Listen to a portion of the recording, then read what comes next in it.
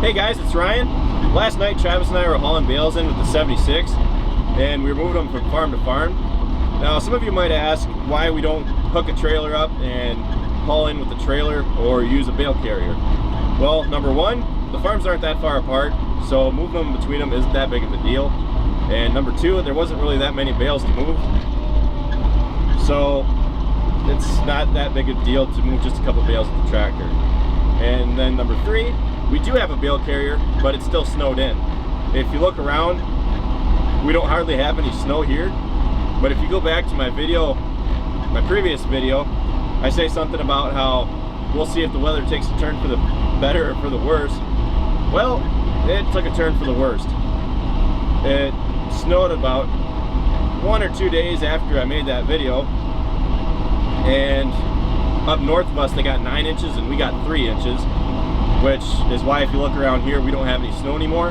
But if you go up 5 miles north, they still have a full snow cover. So we lucked out there. Also, a lot of you have asked me in my previous videos, you know, what happened to the dairy cows or if we're still milking.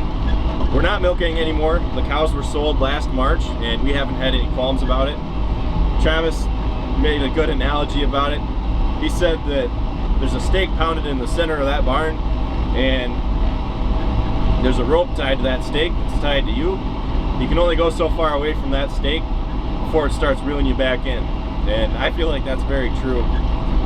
Since we stopped milking, we can get out and do the stuff that we couldn't do before because we always had to be in the barn at a certain time. And you know, we don't hire any help, so it was always us out there doing it. And in the making of this video, last night, Travis and I took the drone out and I just had it follow us to see how well it would perform moving.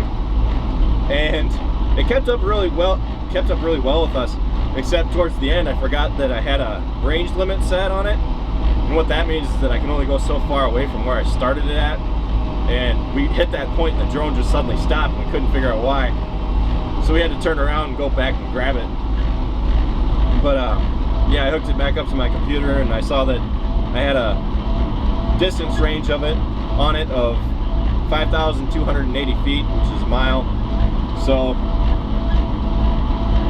I changed that, I extended it, no worries there anymore. And you know, we'll just see how that works out for us this summer. If you guys have any more questions, be sure to ask. And this video is just to kind of keep you guys updated to answer some of those questions that I keep getting. So again, if you have any more questions, put them in the comments section and I'll see to them. Now, I'll see you next time. Thanks for watching.